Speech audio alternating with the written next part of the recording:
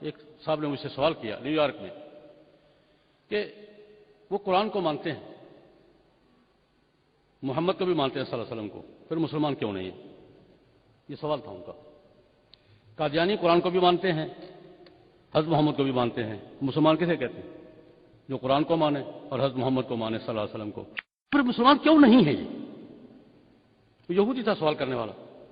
میں نے کہا میرے بھائی تم کون ہو؟ یہودی۔ کیوں؟ موسیٰ علیہ السلام کو مانتے ہو، تورات کو مانتے ہو۔ عیسائی موسیٰ کو مانتے ہیں یا نہیں مانتے؟ کہتا مانتے ہیں۔ تورات کو مانتے ہیں یا نہیں مانتے؟ مانتے ہیں۔ میں نے کہا عیسائی یہودی عیسائی جو ہیں موسیٰ علیہ السلام اور تورات کو ماننے کے باوجود یہودی نہیں ہیں، اگر وہ یہودی ہونے کا کلیم کریں گے تو مانو گے؟ نو۔ کیوں؟ کہتے ہیں کہ وہ تورات کو بھی مانتے ہیں، موسیٰ کو بھی مانتے ہیں، لیکن اس کے بعد ایک اور نبی کو مانتے ہیں، ایک اور کتاب کو مانتے ہیں۔ بے شک مانتے پھر ہیں تورات کو، بے شک مانے وہ موسیٰ علیہ السلام کو، لیکن ان کے بعد وہ انجیل کو بھی مانتے ہیں اور عیسیٰ کو بھی مانتے ہیں، اس لیے وہ یہودی نہیں ہیں۔ میں نے کہا آگے چلو۔ عیسائیوں کے بعد میں مسلمان ہوں الحمدللہ، تورات کو بھی مانتا ہوں، موسیٰ کو بھی مانتا ہوں، عیسیٰ کو بھی مانتا ہوں، انجیل کو بھی مانتا ہوں۔ اگر خدا نہ کرے میں مثال کے طور پر کروں، میں کلیم کروں کہ میں یہودی ہوں، مانو گے؟ کہ نہیں، اس لیے کہ تم عیسیٰ اور انجیل کے بعد ایک اور نبی کو مانتے ہو، محمد کو مانتے ہو، قرآن کو مانتے ہو علیہ الصلوات والتسلیمات۔ میں نے کہا میرے بھائی یہی مسئلہ ہے، عیسائی موسیٰ علیہ السلام اور تورات کو ماننے کے باوجود یہودی نہیں کہلا سکتے، اس لیے کہ وہ نیا نبی مانتے ہیں، نئی کتاب مانتے ہیں۔ مسلمان موسیٰ علیہ السلام اور تورات اور عیسیٰ علیہ السلام اور انجیل کو ماننے کے باوجود نہ یہودی کہلا سکتے ہیں نہ عیسائی کہلا سکتے ہیں۔ کیوں؟ ان کے بعد وہ حضرت محمد کو مانتے ہیں اور قرآن کو مانتے ہیں۔ میں نے کہا میں یہ چیلنج نہیں کرتا، مانتے ہوں گے قادیانی قرآن کو مانتے ہوں گے، حضرت محمد کو بھی مانتے ہوں گے، میں چیلنج نہیں کرتا، اس بات میں نہیں پڑتا میں۔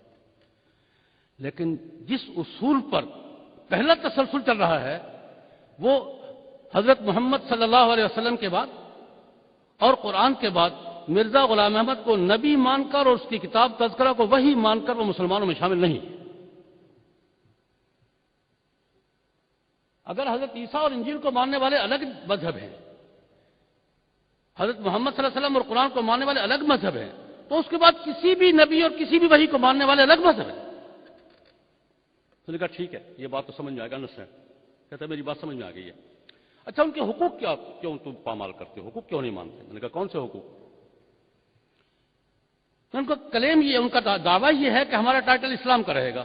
میں نے کہا میں تم سے پوچھتا ہوں، ایک فرم ہے، کمپنی ہے، 100 سال سے ایک ٹریڈ مارک پر، ایک نام پر کام کر رہی ہے، اس کا ایک نام ہے، اس کی ایک ساکھ ہے، اس کا ٹریڈ مارک ہے، لوگو ہے اس کا۔ اس میں سے 2-4 آدمی الگ ہو کر ایک نئی کمپنی بنا لیتے ہیں، حق ہے ان کا، بنا لیں۔ ایک 100 سال سے چلے آنے والی کمپنی کے 4 آدمی الگ ہوتے ہیں، ایک الگ کمپنی بنا لیتے ہیں۔ یہ نئی کمپنی پرانی کمپنی کا نام استعمال کرنے کا حق رکھتی ہے، لوگو استعمال کرنے کا حق رکھتی ہے، ٹریڈ مارک استعمال کرنے کا حق رکھتی ہے۔ اور اگر کمپنی نئی ہے، نام پرانی کا استعمال کریے، قانون اس کو کیا کہتا ہے؟ دنیا کے کسی ملک کا قانون کسی فرم سے الگ ہو کر نئی فرم بننے والی کو پرانی فرم کا نام استعمال کرنے کا حق دیتا ہے، اس کا ٹریڈ مارک استعمال کرنے کا حق دیتا ہے، اس کا لوگو استعمال کرنے کا حق دیتا ہے۔ جب دنیا کی کسی قانون میں اس کی گنجائش نہیں ہے تو یہاں یہ فراڈ کیوں روا رکھا جا رہا ہے؟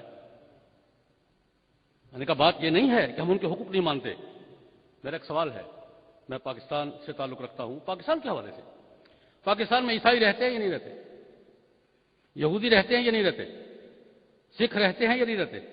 ہندو رہتے ہیں یا نہیں؟ ہم نے کبھی کس پہ چڑھائی کی ہے کہ وہ جلسہ کیوں کر رہا ہے جی، وہ کیوں اپنی تبلیغ کر رہا ہے جی، وہ کیا کر رہا ہے جی؟ ابھی سوال ہی نہیں۔ سکھ تو اتنے آتے جاتے ہیں کہ ایک وقت ایسا آتا ہے سال میں کہ لگتا ہے کہ ہر طرف سکھ ہی سکھ ہے، سال میں ایک ایسا موقع آتا ہے کہ ہر طرف پگڑیاں ہی پگڑیاں نظر آتی ہیں۔ کبھی کسی عالم دین نے سوال اٹھایا ہو؟ سوال یہ ہے کہ عیسائیوں پر سوال کیوں نہیں ہے، یہودیوں پر کیوں نہیں ہے، سکھوں پر کیوں نہیں ہے، ہندوؤں پر کیوں نہیں ہے، قادیانیوں پر کیوں ہے؟ وہی بات جو حضرت مولانا عبدالحفیظ مکی دامت برکاتہ نے فرمائی تھی، میں اپنے انداز میں کر رہا ہوں کہ ہندو اپنے آپ کو ہندو شو کر کے بات کرتے ہیں، وہ ہمارے حقوق پہ کلیم نہیں کرتے. ہندو اپنے حقوق کے دائرے میں رہتے ہیں، سکھ اپنے حقوق کے دائرے میں رہتے ہیں، ہمارے حقوق کلیم نہیں کرتے. عیسائی اپنے حقوق کے دائرے میں رہتے ہیں، ہمارے حقوق پر کلیم نہیں کرتے. قادیانی اپنا سٹیٹس تسلیم نہیں کر رہے اور ہمارے حقوق اپنے نام الاٹ کرانا چاہتے ہیں. یہ کیسے ممکن ہے؟ یہ کیسے ہو سکتا ہے؟ اس لیے زیادتی ہم نہیں کر رہے، زیادتی قادیانی کر رہے ہیں. اور اس زیادتی پر بین الاقوامی رایامہ یا لابیاں یا یہ ہیومن رائٹس کے ادارے یا کمیشن وہ قادیانیوں کی سپورٹ کر کے ہمارے جذبات مجروح کر رہے ہیں، ہمارے عقائد، ہمارے مفادات اور ہمارے جو سٹیٹس ہے اس کو مجروح کرنے کی کوشش کر رہے ہیں.